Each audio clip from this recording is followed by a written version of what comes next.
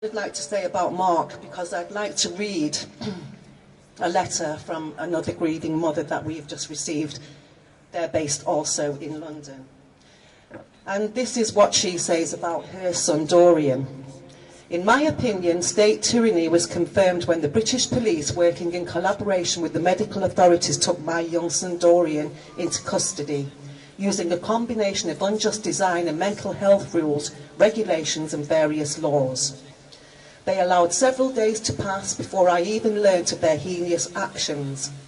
In the last days of his life, the tyrannical barbarian authorities worked together to isolate Dorian, particularly from his family, and to systematically destroy every one of his human rights, including the last one, his right to life.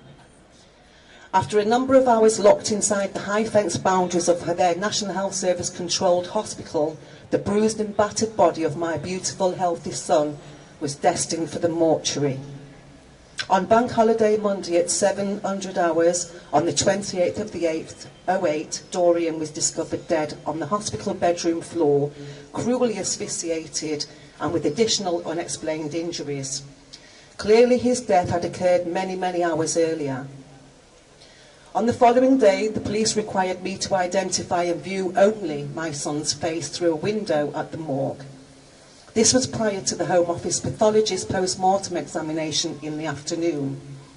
Soon I was informed that Dorian's body could be released to the undertakers for funeral purposes.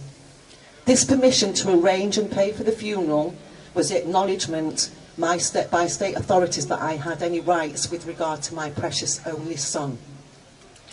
Dorian was just 33 years of age and in his prime. There was no one at all to protect him from the physical and mental cruelty which I reported to the police in the afternoon immediately following one of my permitted, shortened by the staff visit to the hospital ward. Thames Valley Police continually refused to take any action whatsoever.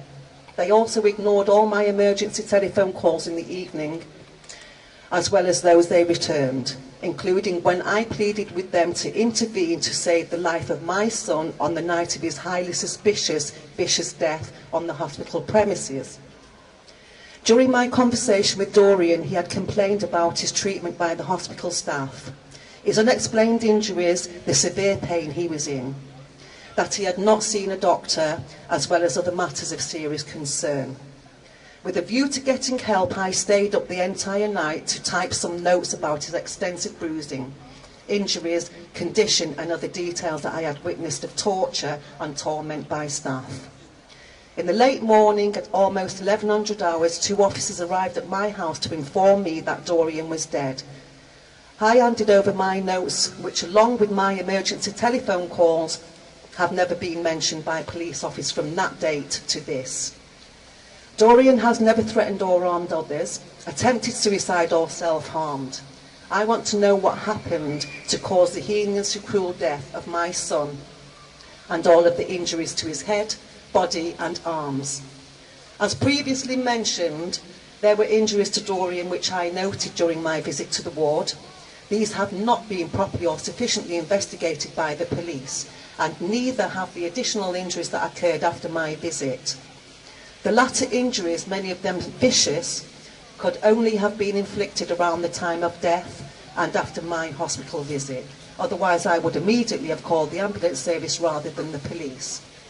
At every opportunity, corrupt British authority regulators and other officials demonstrate by example their total lack of independence and how they protect evil perpetrators. That is against the law, but they preside all round judge, jury and executioner to such an extent that verdicts are often reached only by expressed opinions, not evidence gathered. Statements from witnesses known to contradict the authorities' views are deliberately not taken or else simply excluded in order to bolster false reports, including an inquest. The criminal repetition of institutional cover-ups, contrived stupidity and fudge in the British injustice system closely follow one another, each piled upon the next. The result: not a single official has ever been brought before the courts and sentenced. By comparison, members of the public who commit similar crimes are sent to prison. That is, however, definitely not the style of the diligent authorities, who much prefer that offenders learn lessons or opt for their recommended improvements to work routines.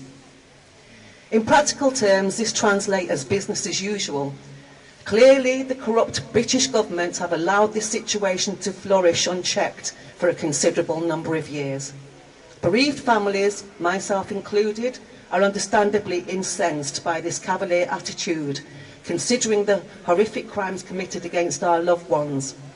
Thousands of lives have been explicitly and brutally destroyed, while in the so-called protective custody of the state.